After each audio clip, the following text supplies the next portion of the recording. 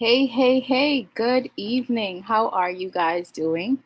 I wanted to hop on with a friend who's about to come in, and we're going to be talking today about the basics of your business making money. I'm just testing everything, making sure everything is working, and then make sure that he gets on as well. And then I'm sharing and tagging a few people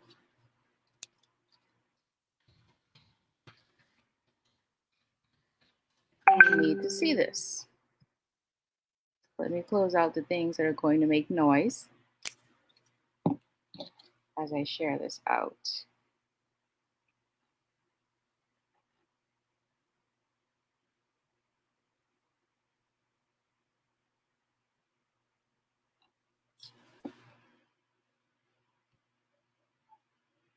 Right now, I'm just waiting for someone to come in.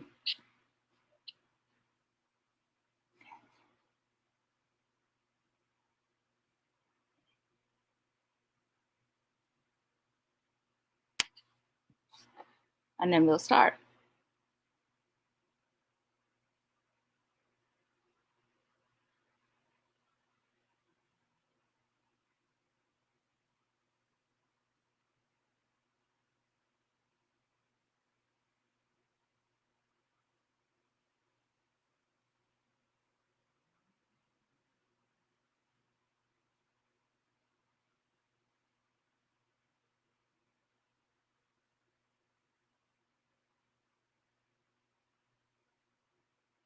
Okay, almost done.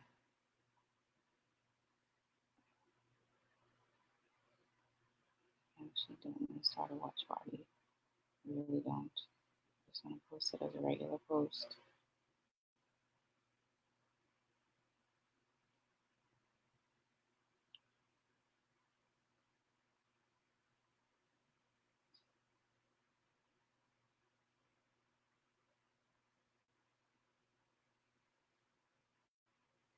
Okay, so I'm just waiting for Matthew B. Kelly to get online. If you've watched if you've watched content with him before, I've had him on with me before, and we're actually doing a series, and part of it is going to be paid, so there will be an offer at the end, but it is really just to, you know, help new businesses that are um, about to be formed or have just been formed, as well as help those who are existing and are about to reopen or have reopened in the process of reopening, to talk about money, profitability, what you should be tracking, which numbers you should be paying attention to, making sure that you're even making money. I can say that I've definitely been a a person who has been guilty of having a very expensive hobby. I'll say that in really being honest. So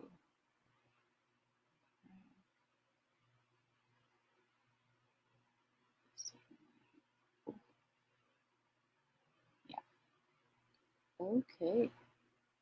So again, just waiting for Matthew to come online so that I can um,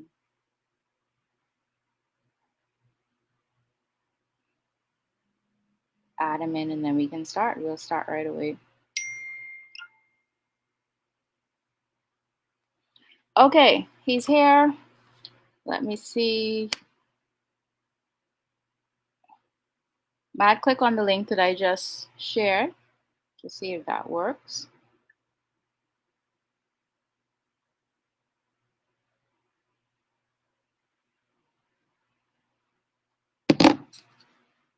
Okay.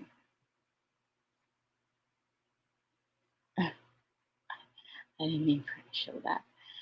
Okay, host chat. Okay, so I'm testing out something, you guys. Um,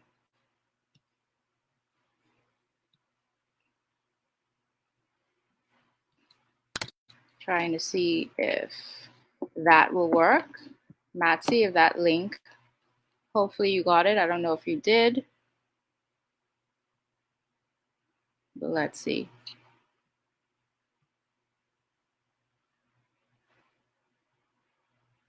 Don't want staging.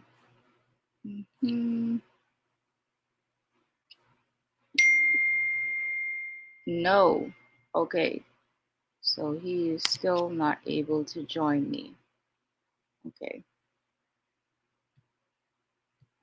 Just a quick troubleshooting. Give me one moment.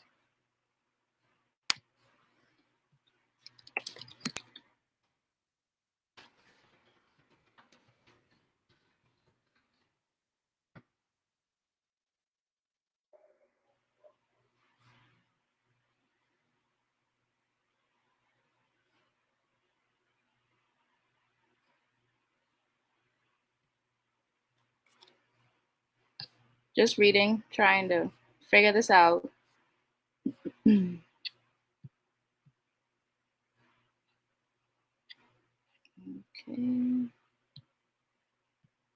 Yeah, it's saying you should be able to join with that link I sent you, which is weird. Um,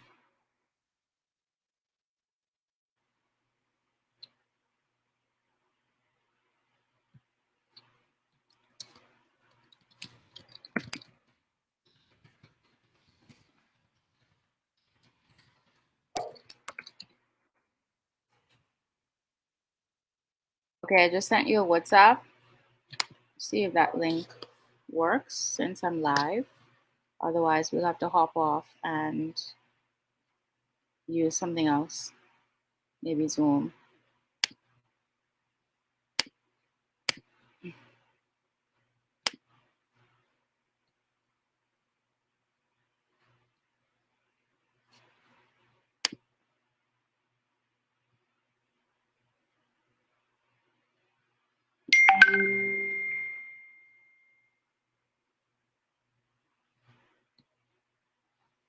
Okay.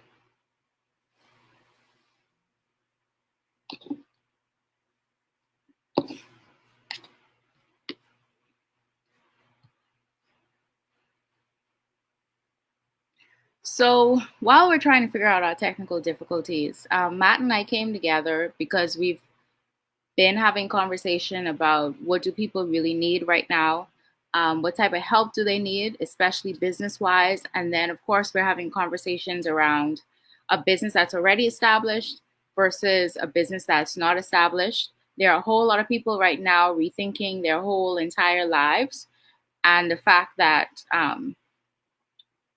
what they know to be normal has been paused or taken away from them. And there are people who are dusting off business plans, dusting off ideas. And this whole COVID 19, in particular, this situation that has brought the world to a stop, has caused people to think, well, maybe I should pursue that thing that I was thinking of, or maybe they didn't have an idea, but have now become more open to it simply because you're more in control of your business than you are your job, to be quite frank, right? It's not easy, but there's quite a bit more of control in some ways. I won't say always, in some ways. So we're having conversations, and then it was, hey, we should do joint stuff. And so we're joining forces. We will be teaching. Some of it will be live, open, free. Others will be paid. Conversation, do joint stuff. And so we're joining forces. We'll be teaching. Hey, Mac. Hey, how are you? Hey. We're on. Yes. Okay. I'm glad that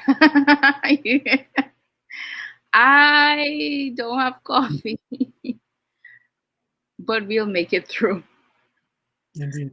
We will make it through. Let me add a quick background. Okay. So So let's jump right into it because we're basically 10 minutes into the broadcast and we're just starting. Wow. Okay. So I guess I can introduce myself first, or you introduce yourself. No, go ahead. Okay. So my name is Shana Edgecombe. For those of you who don't know me, I am a creative consultant with Trap Consulting. So with Trap, I help people with processes, presentation, and pricing. I also happen to be a wedding and special event planner and designer, and also a floral designer. So, in a nutshell, I come with a vast, varied background of experiences and viewpoints from design to um, marketing to project management to administration. Yeah, that's me. Cool. Well, as the label says, I am Matthew Kelly. I'm a partner in Arrowlink Ventures, which is managing venture co-working, though not much to do in the last few months. And um, we've also had the honor of running a cohort with you, Shana, on the team for a special training session for the SBDC, sorry. And in my regular life, I'm a business and technology consultant. Yay, you put a name to it. You finally Yeah. put a name to it. Had to. Okay. All right. So let's kick off our first class, our first official online class together. Mini Okay. class. Yeah. Yeah. So we don't have slides. We didn't want to complicate this. This is a bit of a test with this particular set of technology for us. So we didn't want to have to share screen as well and add that complication. If We do you, have slides, but not yeah. yeah, if you want, um, I am going to share a link if I can. So this is the PDF that I'm basically going to be going from, so you could have access to that and keep it. It does ask for an email address. If you don't feel like doing that, then just drop us a little note. And I'm more than happy to just give it to you straight. But, you know, if we could have your email address and that's cool with you to have a little conversation, we appreciate that as well. So I guess I should just jump right in, Shana. Yeah. Go ahead, All right. please. So we're trying to keep this useful, but sort of high level enough so you get the overview, you get some use, some serious strategy out of it, but that it doesn't overwhelm you. One of the things that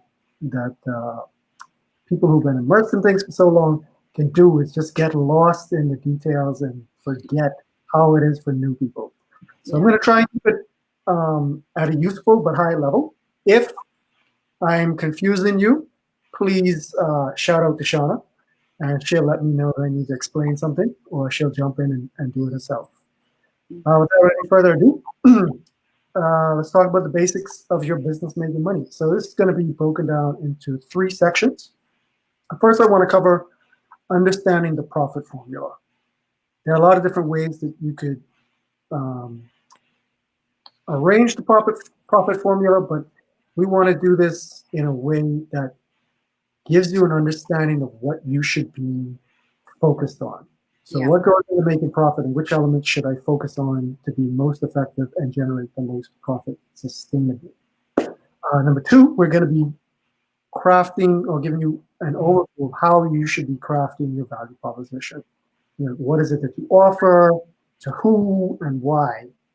You know, if you don't get an understanding of what your target market is and how best to serve them, then you're sort of missing out on what the spirit, the guts, the soul of the business is. And the third thing is something that Treps and freelancers, in my experience, really, really need. Mhm. Um, and this is going to be covering calculating your EHR, or effective hourly rate. What the heck is that?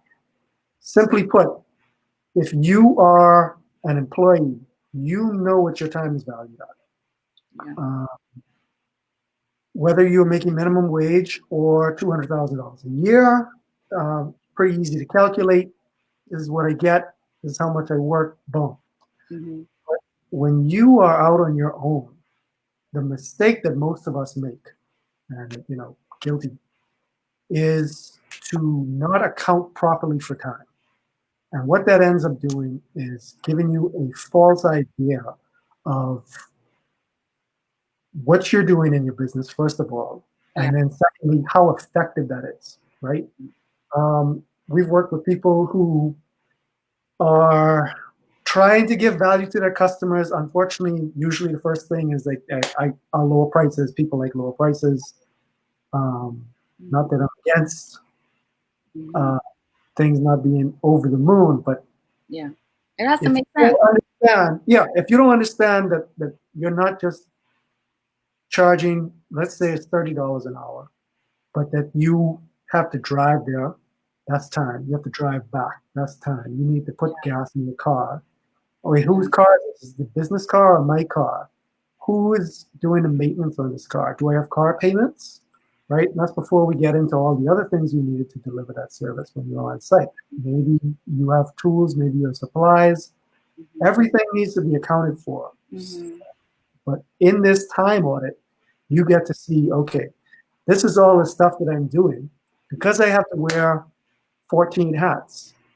But the person who has a job has to be in on time, do their specific job, and go home. They don't have to do the accounts. They don't have to do the sales calls. They don't have to deal with customer inquiries Mhm. unless that is particularly their job, Yeah. right?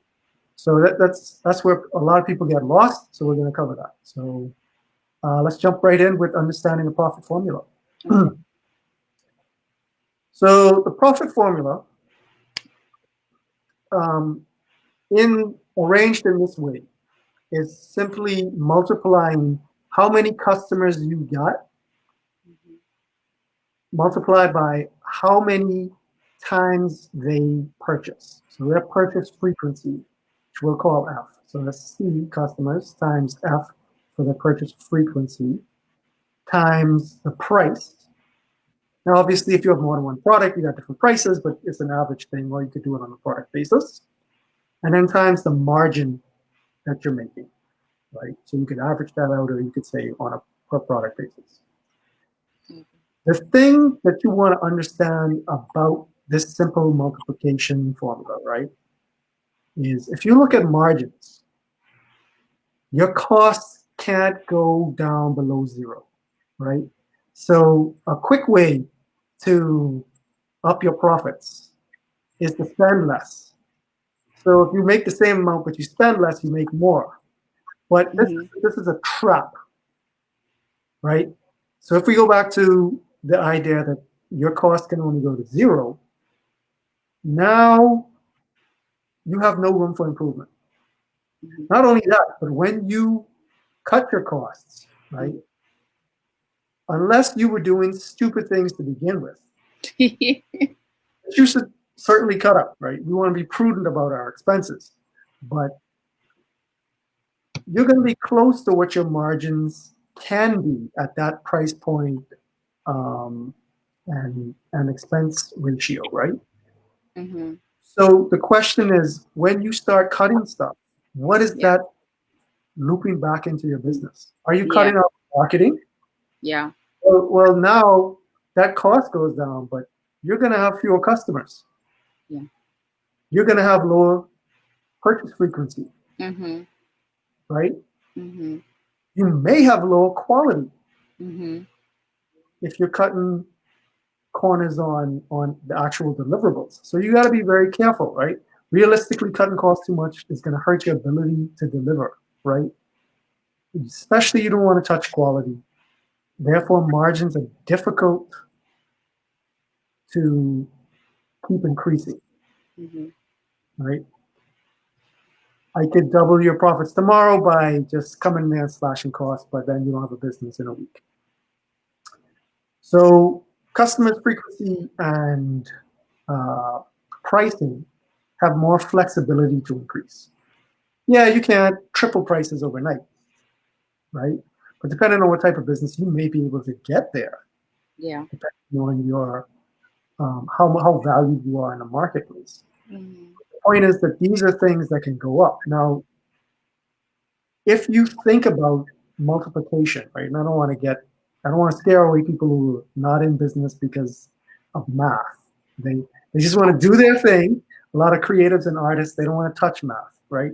But it's very important to understand Woo. some of the very basics, right? And Yes. we all know our times tables. Mm-hmm. This is grade school stuff, right? Yeah.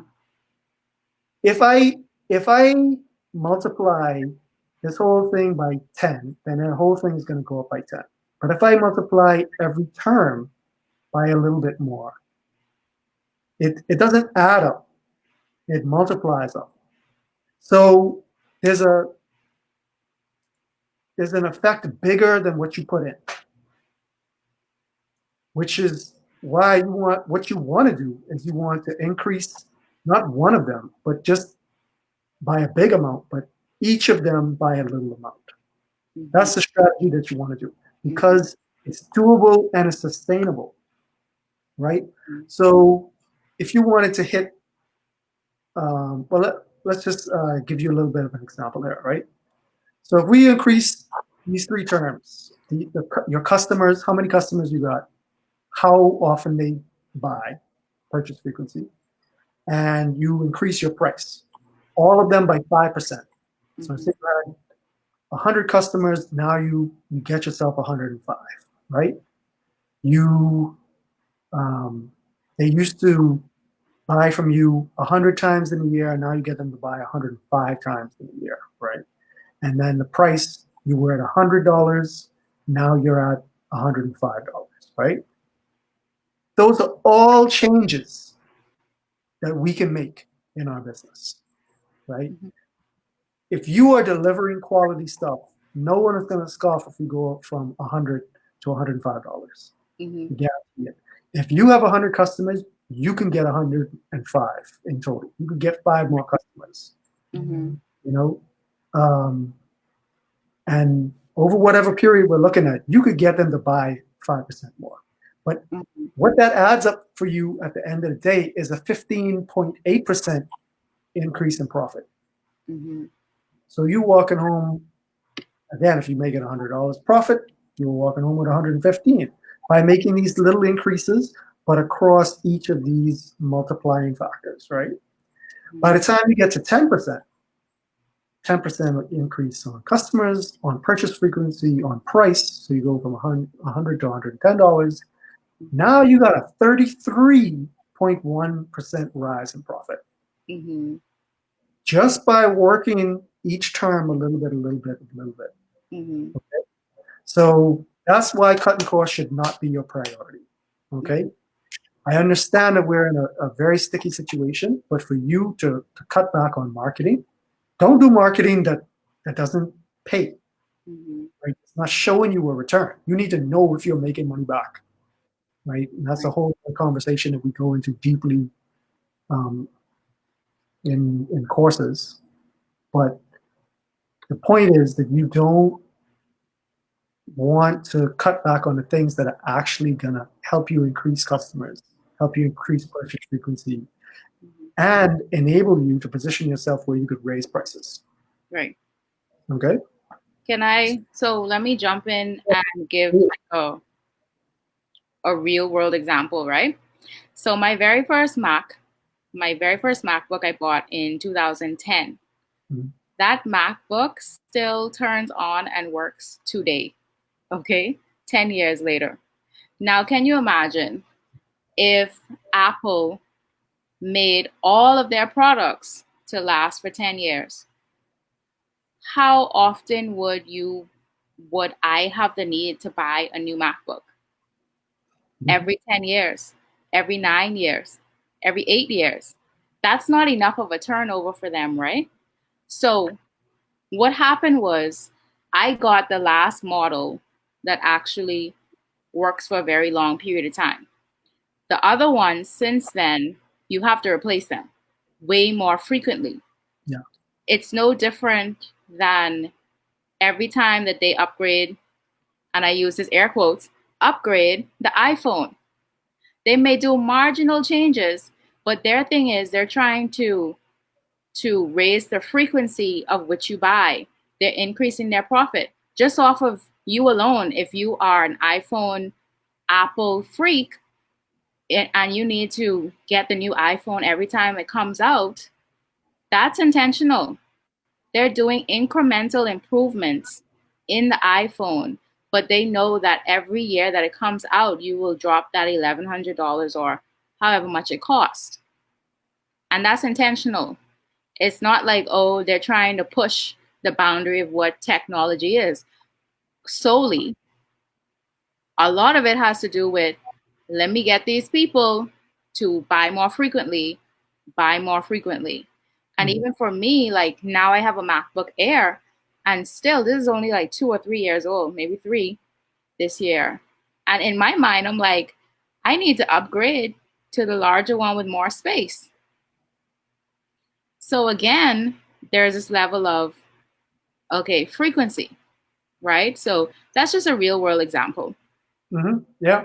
Well, I mean, that's why they were briefly a $1 trillion company, right? Did they get up there? I think they did. I think, yeah, yeah. I don't think the stock price is there right now, but Uh, um, yeah. So yeah, that's the high level, but I hope very useful to you. Look at the profit formula and why you should be concentrating on those first three terms, and not looking at slashing your costs to increase margins as the thing that you want to go to. mm-hmm. Urgencies happen, but you want to invest in your company, and that means investing in those first three terms. Yeah. I can cover value prop because I know you can go deep into EHR.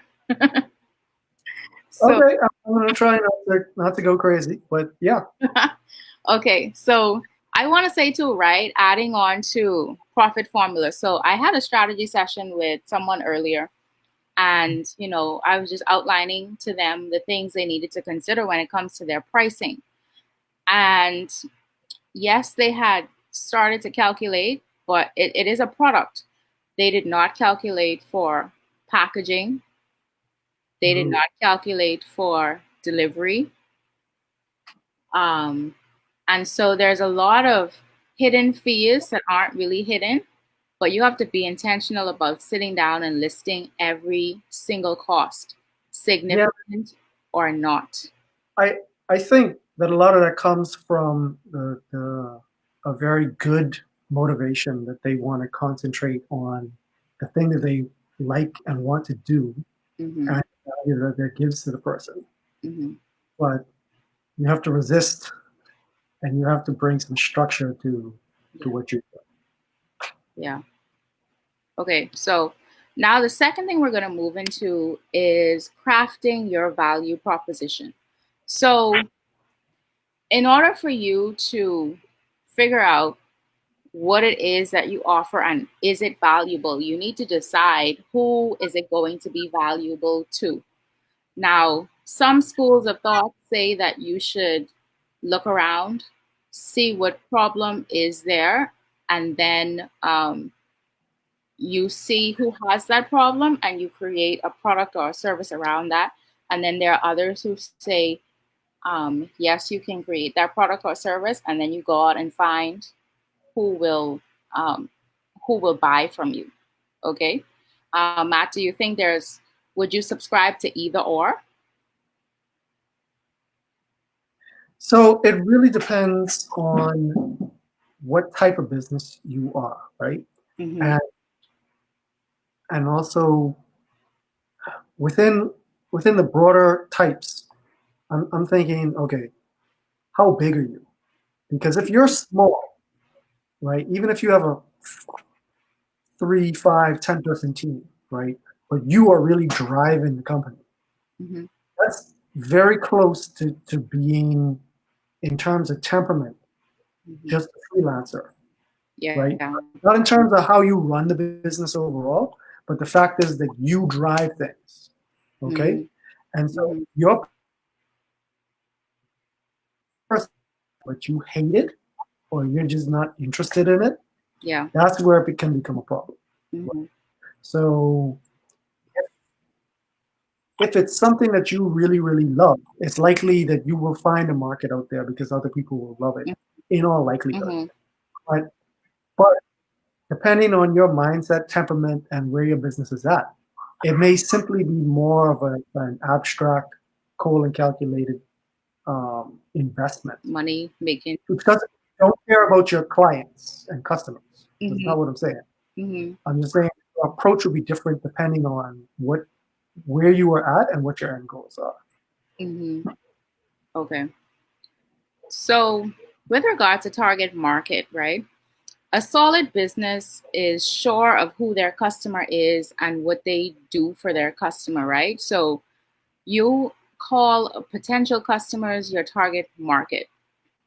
So, an example of this would be if I sell exercise bands, right? So, my target market may be, as an example, before I go into more details, my target market may be people who are into fitness or just getting into their fitness journey.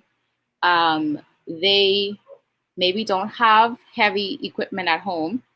They don't want to go to the gym, maybe can't go to the gym right now. And so the bands will act as a substitute for weights, for resistance for them for right now.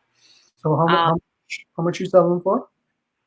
the bands, maybe a set might be for $50.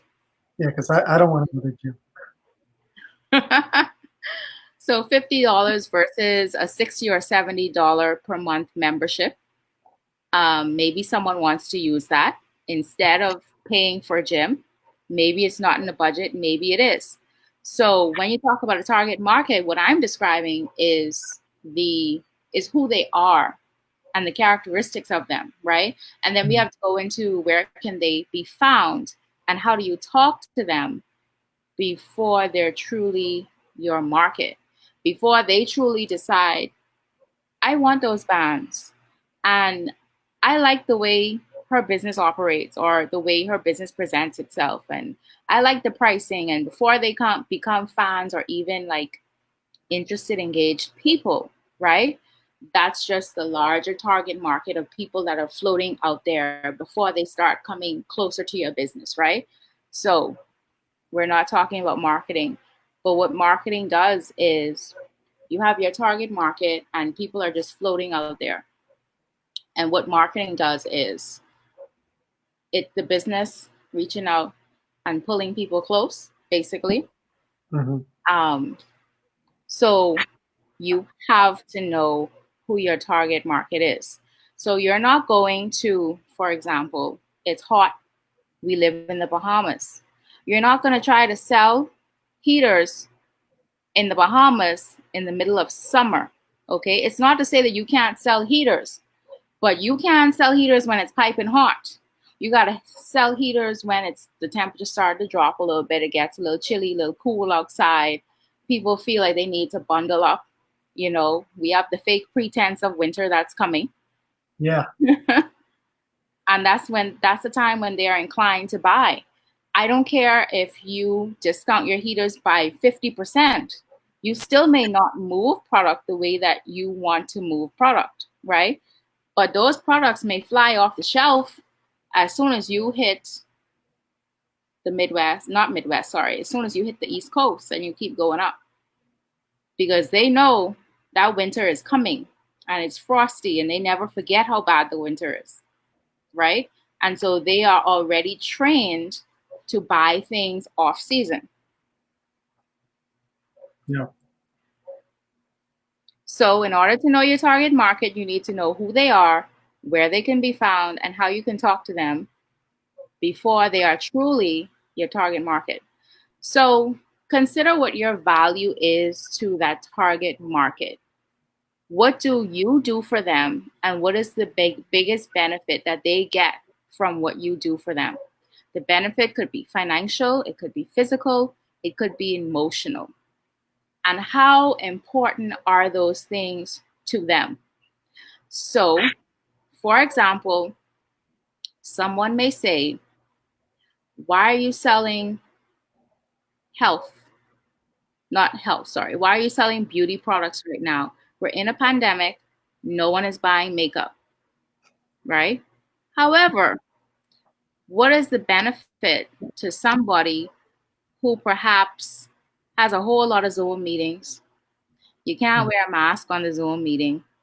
You still want people to look at you normally, right? So you still maybe have to do something with your hair, put on a little makeup, put on a little lipstick, right? So there is a target market. And the benefit for them is psychological, because for them, they are presenting themselves and getting ready just as if they were at work. It could be emotional, gives them a sense of normalcy, even though they may be working from home, right?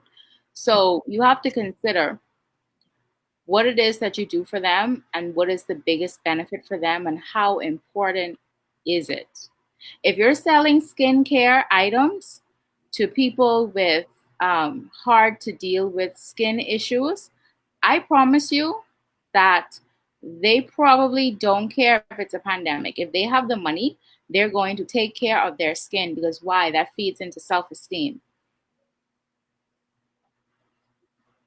Yeah. So remember that business always boils down to three questions: who is the customer?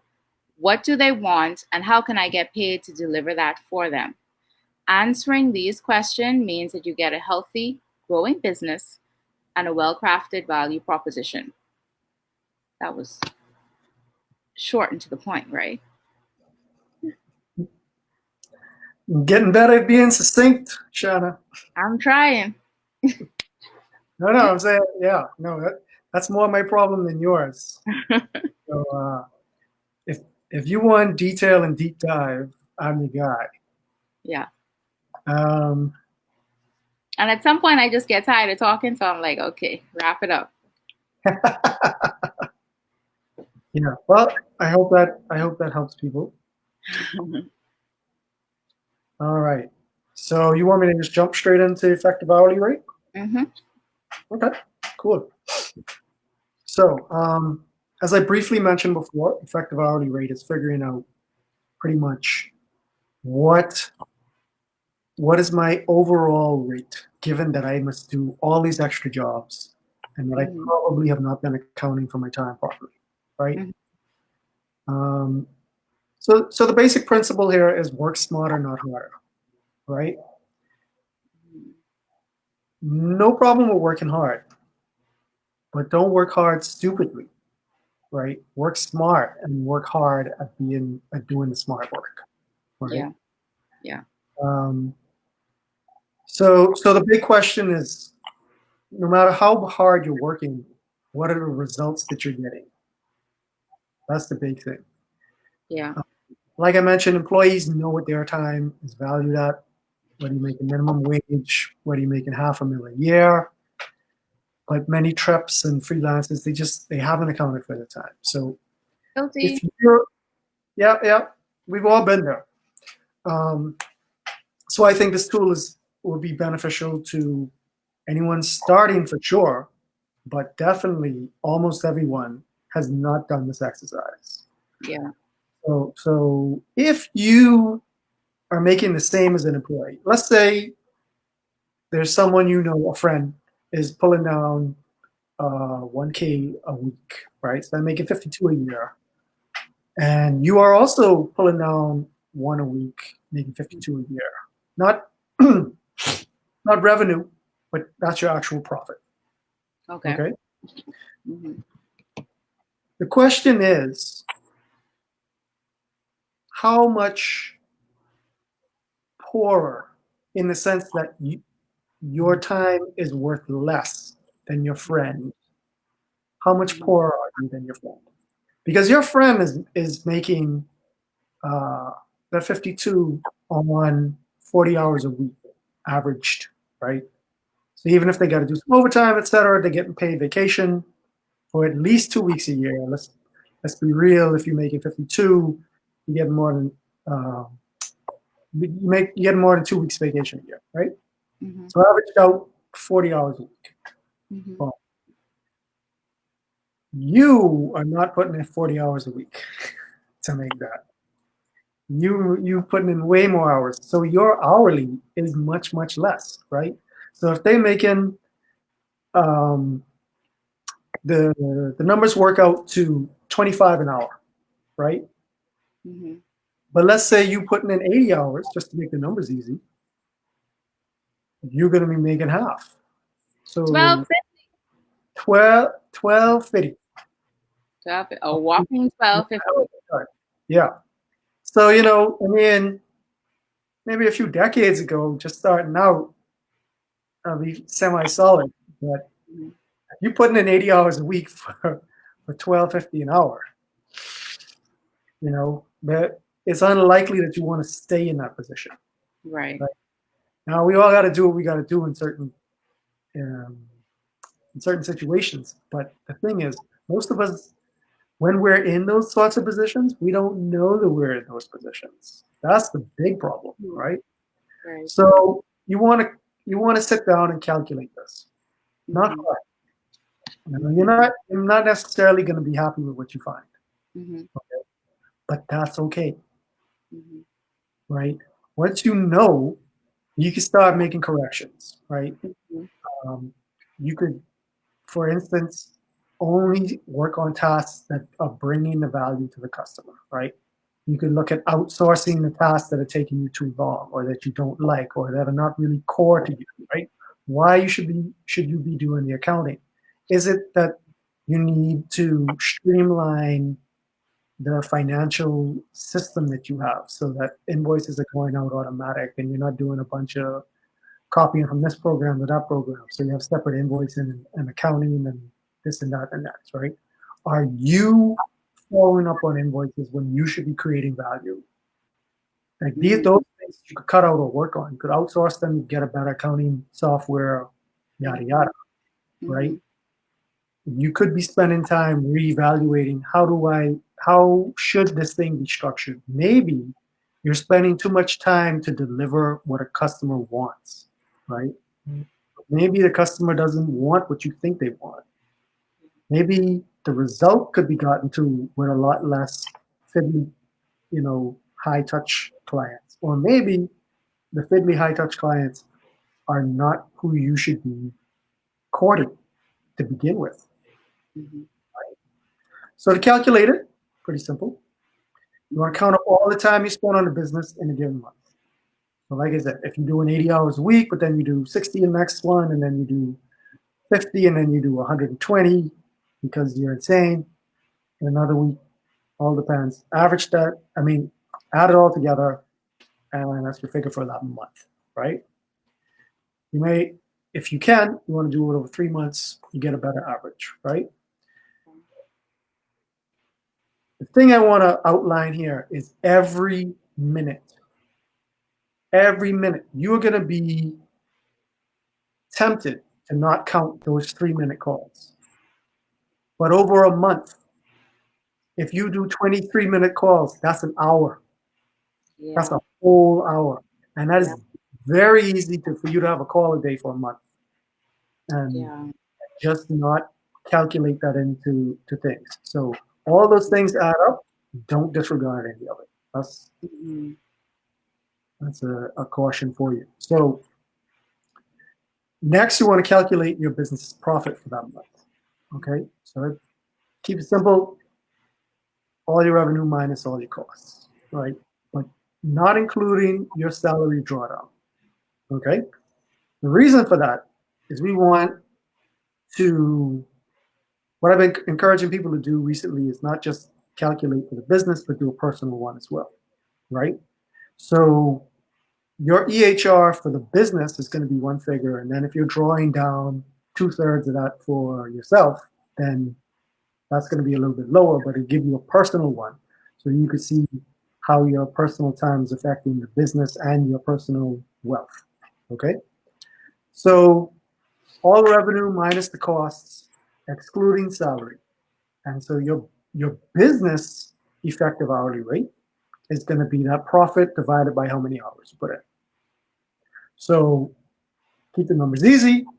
If you profited $1,000, Mhm. let's say you bought in 10,000, your costs were 9,000, profit is 1,000, right? You spend 100 hours, well, then that gives you $10 an hour. Mhm. Hopefully, hopefully you're not in that territory. Um, and then your personal effective hourly rate is going to be whatever you took home. So just like regular Joe Blow employee, but you get to use all of the hours that you put into the business, Mhm. right? So so let's say you were working 60-hour weeks on average, right? For a month, 4 weeks, that's going to give you what's that? 240 hours. So let's say your business netted 6 grand. Okay, Mhm. six 6K divided by 240, that gives you 25 an hour. Okay, so the business is making 52 a year. Um, but your personal EHR, if you take home 2/3 of that, that's 4 grand that you're taking home, but you get to use that same 240 hours, which means that your personal effective hourly rate is 1667 an hour, right? Just remember, when you do this, don't be discouraged if you don't like what you find, right? It's now that you know it, you can change it for the better. Yeah. And I can personally attest to this because that was last year, Matt, when you said, hold on, hold on, hold on. What is your EHR? And I asked what that is. And you calculated it for me. And I sat down like I was upset. You were livid. I was upset because I never calculated it. And at that time, I was not tracking my time. Yeah, So it made it worse when I realized when I started tracking my time and I saw in black and white because I became obsessive about tracking my time. that's awesome. And then it became even lower.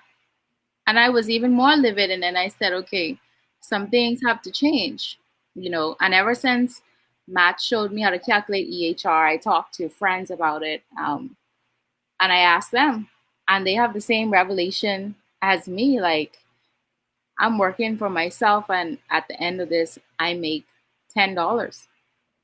And I want to say to people that sometimes it isn't even, you don't even get down to EHR, right? Or at least your personal EHR.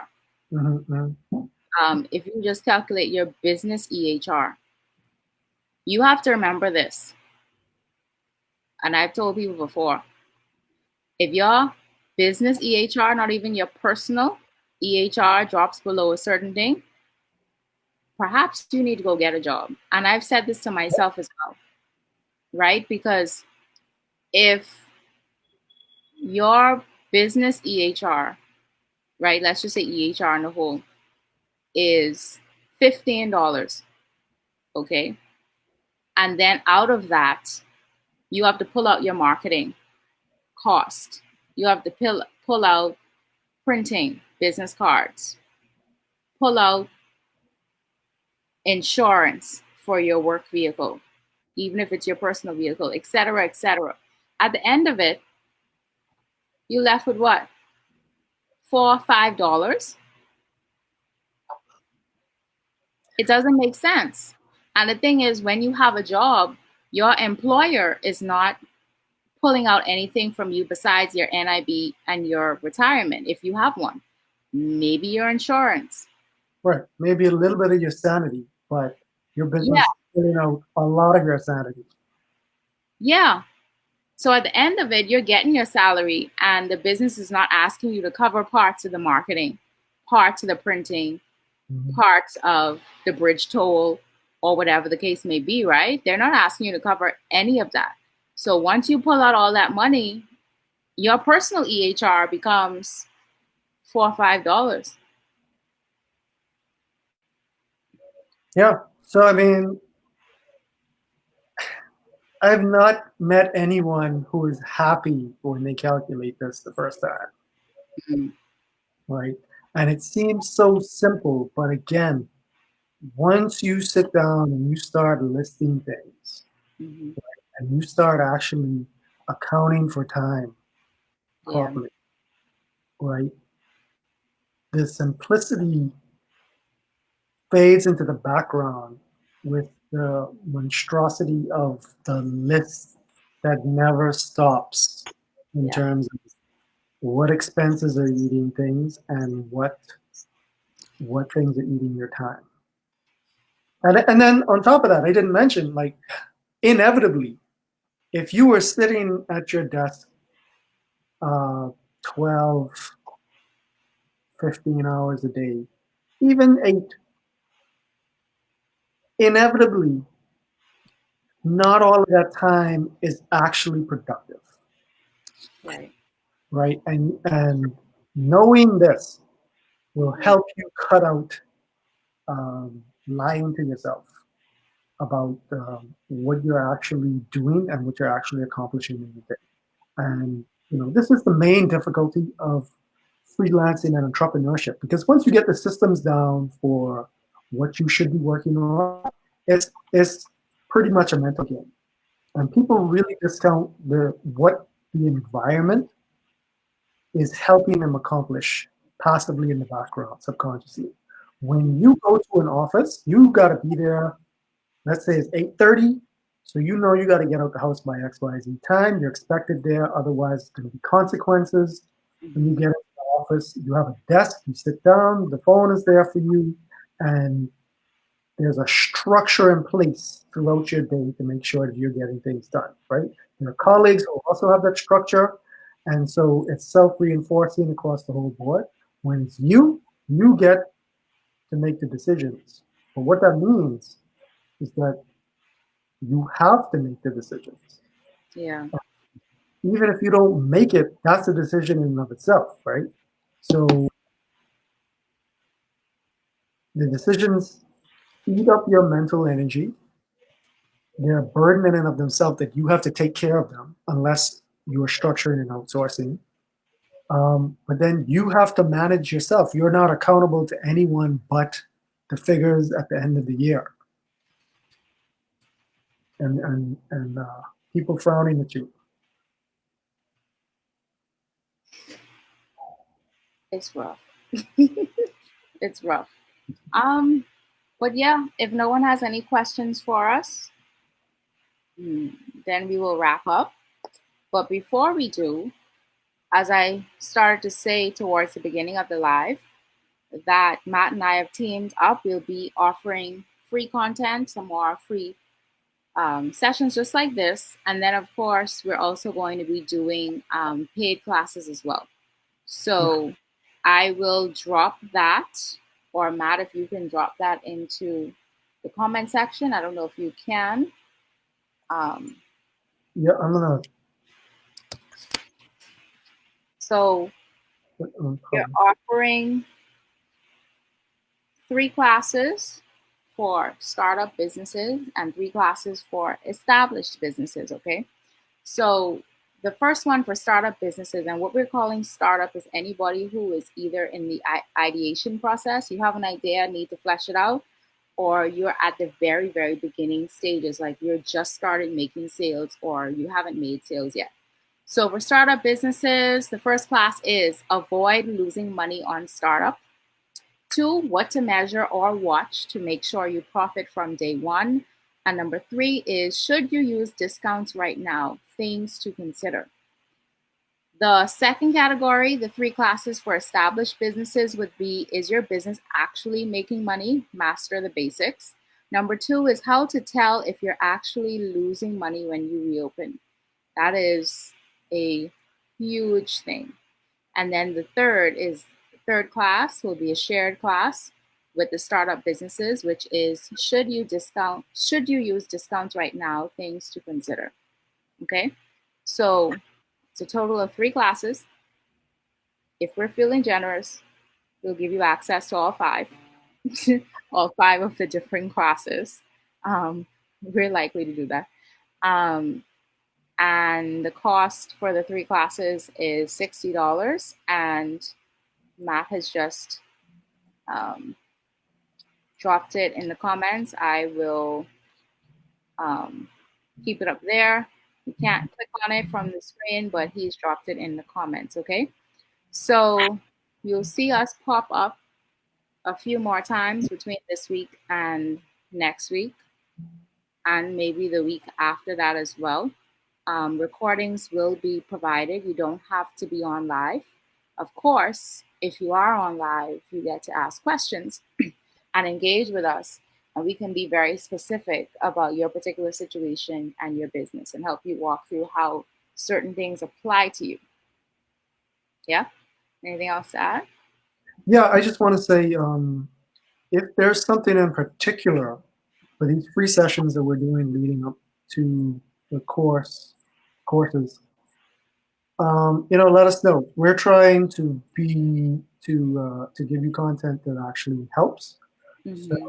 if there's something that you want us to include in these free sessions, just reach out and let us know. Yeah. And then secondarily, that $60 is obviously super low for three classes. Um, Obviously, introductory price. We're beta testing, so we love feedback from people who are involved. But that also means we're going to be going the extra mile. So it's going to be super cheap, but at the same time, really hands on because we're figuring out exactly how to make this work best for the current situation, uh, Mm-hmm. and the months to come. So yeah, Yeah. if there's anything in particular you want us to touch on, just let us know. Here to help. Comment. You can always, if you want to add something, a topic for discussion, you can inbox us, Matt or myself, or you can comment on this particular link as well. Mhm. And as Matt mentioned, if you want the link to the presentation today that we were going from, you will also get that once you buy. Um, did you drop it in earlier? Yeah, I think I dropped it in the wrong chat, so I could just drop that right Oh, now. It's a simple Google form. yeah. Let me pull up the actual Facebook feed instead of So we're on. once you fill out this Google form, then we will send you the slide presentation. Have no fear, we will not spam you. We don't believe in excessively showing. Hate spam. Yeah, Hate we it. don't believe in excessively showing up in people's inbox unless we actually have something to say or something of value. Actual conversations, obviously Yeah, cool, but spam, like, sure. no. Mm-mm. And I don't do that for any of my clients either. I'm not sending something unnecessary unless there's something to say. Yeah. So we're keeping it, simple. Obviously, Google form doesn't Mhm. get easier than that, guys. We're already paying for that. We have G Suite, we have Gmail, we're paying for Google Form. Why not use it? Yeah, yeah. Alrighty. Since there's no questions, we will see you guys later this week when we pop up again. Thank you much, Shana. Yeah.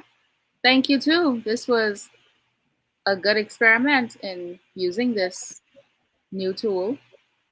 I Yeah, kind of liked it once we figured it out. yeah. Okay. All right, Okie guys. dokie. See Have you a good soon. All right. night. Bye.